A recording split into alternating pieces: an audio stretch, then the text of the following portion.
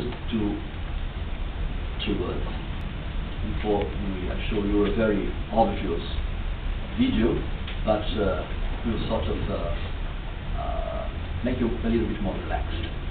First of all, I want to thank you very thankful. The embassy, myself, the Trade Department, the Minister of Foreign Affairs, responsible also from our part to make this event possible. A word of thankfulness to the new CEO of the Singapore Business Federation. Actually, I've been here for 4.5 years. I might be posted very soon to a few islands just south of Singapore, not very far from here, so I'll be always disturbing you. But during this last 4.5 years, I've learned one thing. If you want to make good business, go and look for the Singapore Business Federation.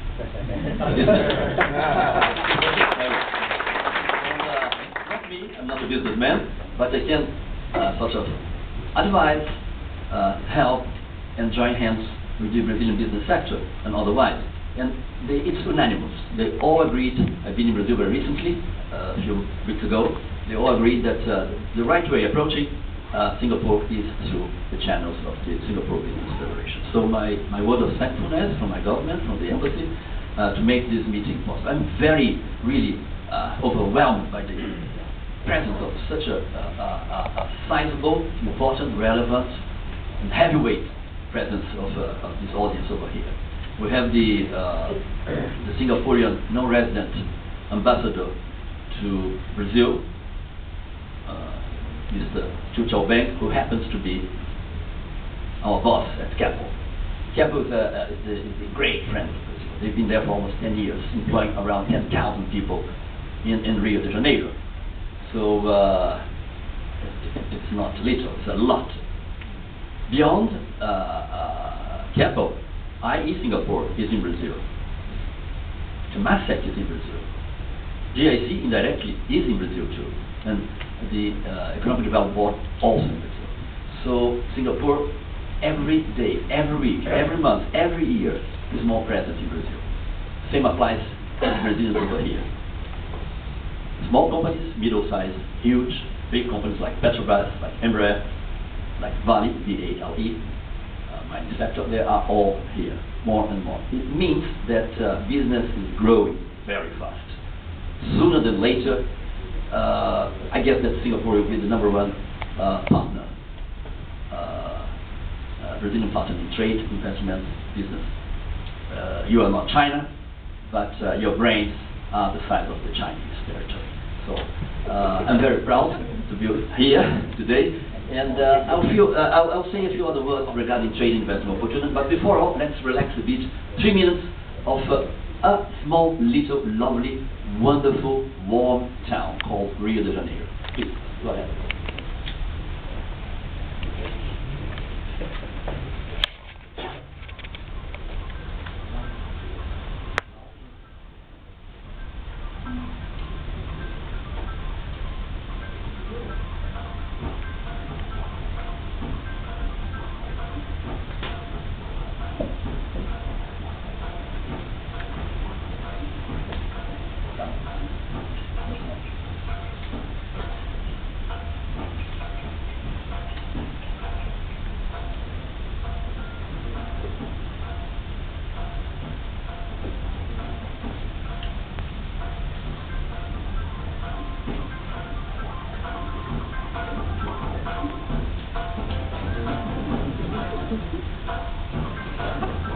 We'd rather be in the beaches this morning than sitting in Hollywood here watching this TV. Carnival has just happened 1 month ago. So next year, get the first flight Singapore Airlines directly to São Paulo via Rio de Janeiro, and you enjoy Carnival. Just 1 month from now.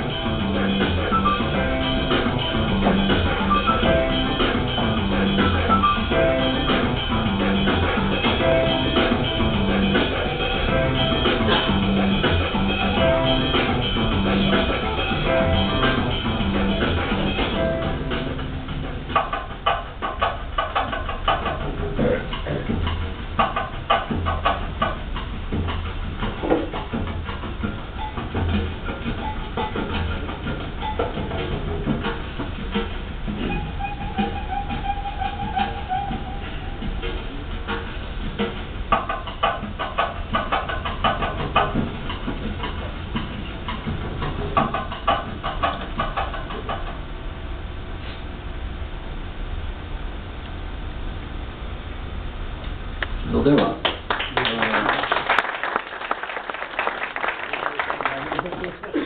It's not only Rio that's a state of mind, Brazil is a state of mind.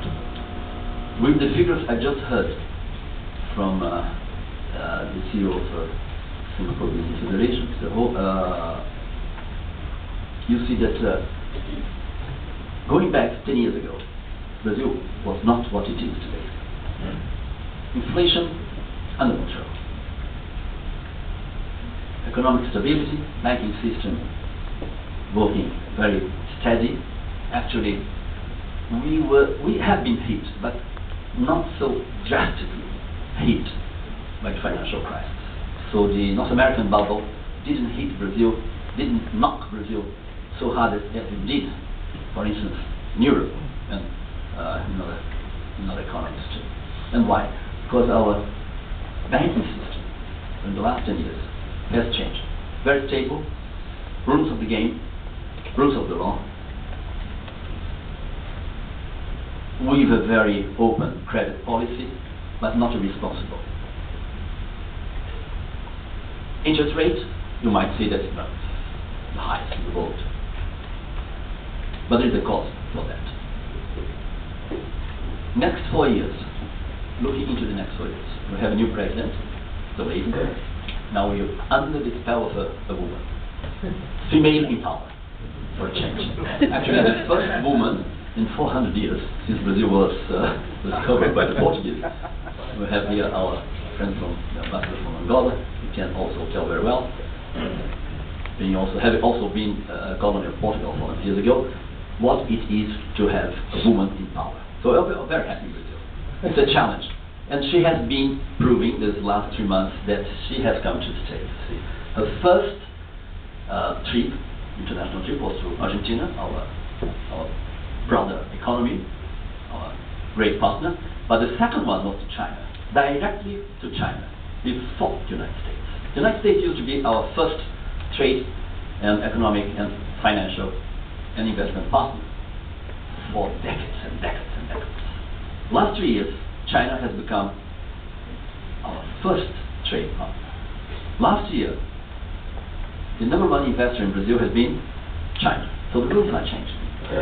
Now we're very much geared towards what's happening in the world nowadays, economically speaking, which is the economies of Asia. For that matter, Southeast Asia. For that matter, Singapore. Our relations are just starting to get a little more mature. We are reaching a stage where business is meaning business. It's not for nothing that Temasek is over there for the last 3 years. It's not for nothing that Capital has been for the last 10 years. So you who come from very small companies, not so very small, medium companies, not so medium, huge stakes over here, representatives of huge stakes in the economy of Singapore are here today. So we have a good opportunity for the next 1 or 2 hours to hear, if not advice, a few suggestions, a few recommendations of friends of ours from the embassy that we pinpointed, bringing either from Shanghai, which is a gentleman called Rodrigo Valferreira, Chief Representative of the Shanghai of Salzburg Associations. He's already giving good advice to a few potential partners and a few traders who are betting in the British economy. He's in the Shanghai representation of the headquarters, which is certainly in São Paulo.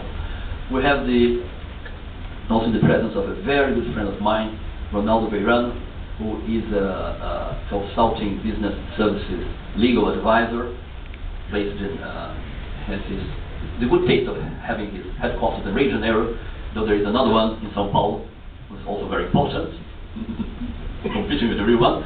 He's a carioca, but he has a São Paulo mind. Ronaldo Vieira is a very good friend. He can give you very special advice, as important as his height. So there you are. Then we have two very good new friends. The Director General of Petrobras in Singapore and for the whole of Asia, Mr. Silas Oliva, with whom the embassy has the best of the relations. Petrobras is doing a magnificent job over here. They are on the trader side, but he has his ideas about what Petrobras can do over here together with Singapore, eyeing or targeting the whole of Southeast Asia, and for that matter, Asia as a whole, regarding renewable sources of energy like ethanol. But he will tell you a little bit about that. He's living here, so those from the oil sector, equipment, consultancy, please do get in touch with Petrobras. They moved to a very beautiful office now, and they are doing extremely well for the last how many years? 6, 7 years.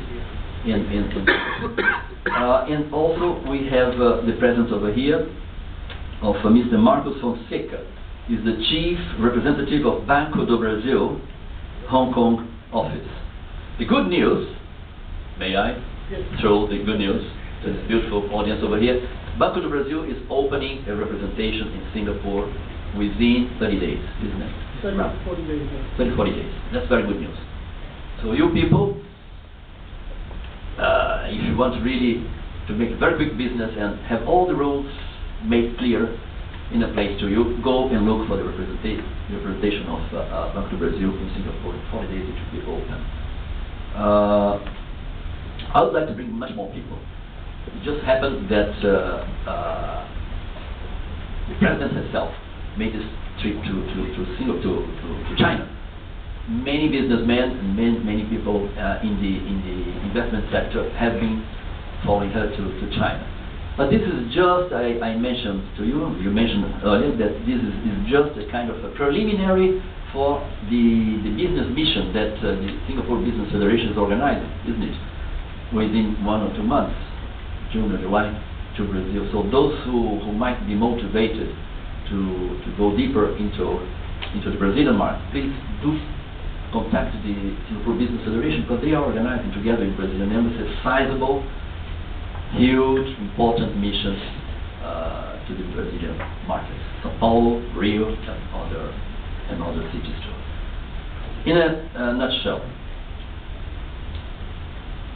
we've been in the Ministry of Foreign Affairs realizing that we must very soon start designing a strategy, an economic and diplomatic strategy to Asia. Actually, we are practicing it today. So more and more, we are going to see this kind of events. Gathering of Singaporean businessmen, round tables, 2-to-2, matchmaking. So more and more, you are becoming more aware of your economy, and you are going to become more aware of our economy. The horizon, the scope for investment in Brazil these days are very sizable. It's not for nothing, like you mentioned, that we had an amount of nearly $48 billion in investment last year in Brazil, in a relatively period of still resonance of the financial crisis, isn't it, circulating around the world. So it's very remarkable. I think it's one of the few countries, apart from China, that we have been witnessing this amount of investment. It's quite a lot. It's not little. Almost $50 billion. So, which sector? Agribusiness. It's a very, very traditional but a booming sector in Brazil. There you find many opportunities. Real estate, same thing.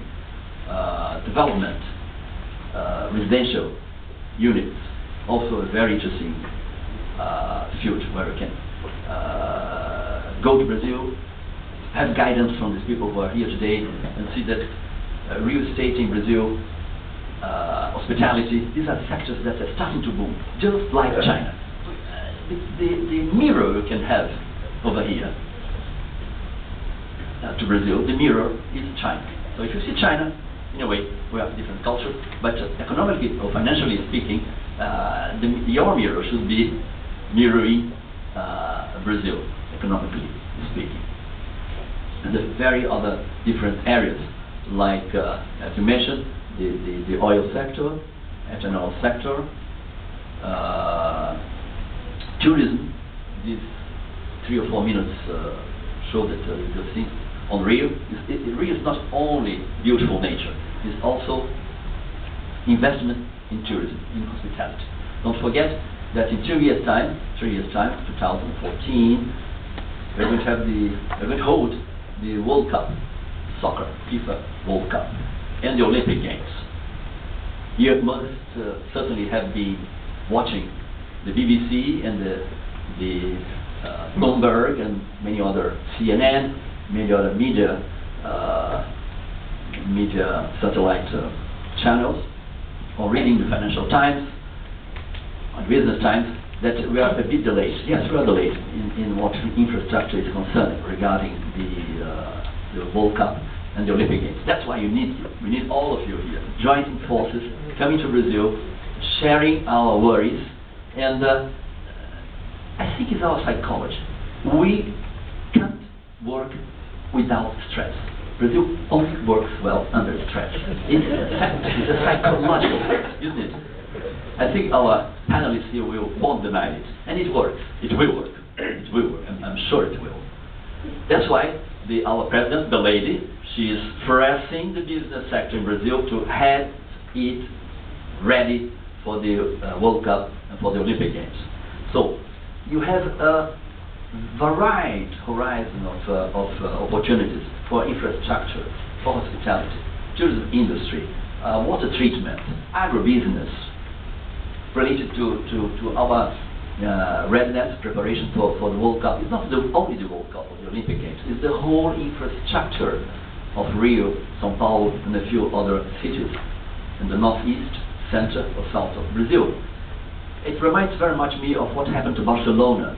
Many of you, I'm sure, have been visiting Spain and Barcelona. Barcelona, before the Olympic Games, was a very romantic, beautiful place where you could have very good beaches and very good restaurants, lots of culture, but it lacked a really modern, state-of-the-art infrastructure, urban infrastructure.